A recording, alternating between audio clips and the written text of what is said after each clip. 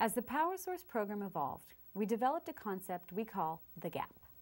Basically, the gap refers to the time after an individual is triggered and before the moment that he or she reacts. And really, the point of the Power Source program is to make that gap bigger.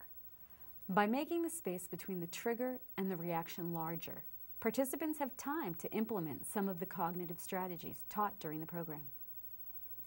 One of the most powerful ways to make the gap bigger is through meditation, which we'll go into in the next section. But right now, let's take a look at the concepts of tricky thinking, risk radar, the gap, and freeze, breathe, and choose being presented to a group. Okay, so you guys did a great job talking about the cycle of risk. And then somebody brought up a really good point that the more we know about our triggers, the less we're a risk robot. And so if you see one of your triggers, if it comes on your radar that, uh-oh, this is coming down the line, it gives you a chance to sort of, what does it mean when you see a yellow light at a stop sign? Slow down. Slow down, right. So if you see one of these triggers pop up, or you start to feel yourself get triggered, it's almost like seeing a big yellow light. It's like, slow down. Sometimes when we're on the cycle of risk, one thing that happens is we start getting, we start using tricky thinking.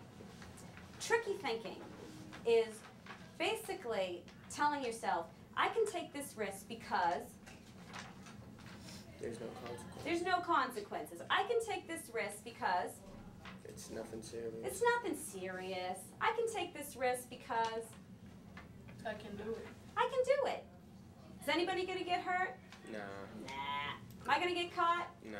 Nah. No big deal, right? That's tricky thinking. Because the truth is, do you get caught? Yeah, really. Sometimes you get caught. Sometimes you don't, Yeah, but sometimes you do. Do sometimes people get hurt? Yeah. Yeah. So tricky thinking kind of fools us into thinking it's no big deal.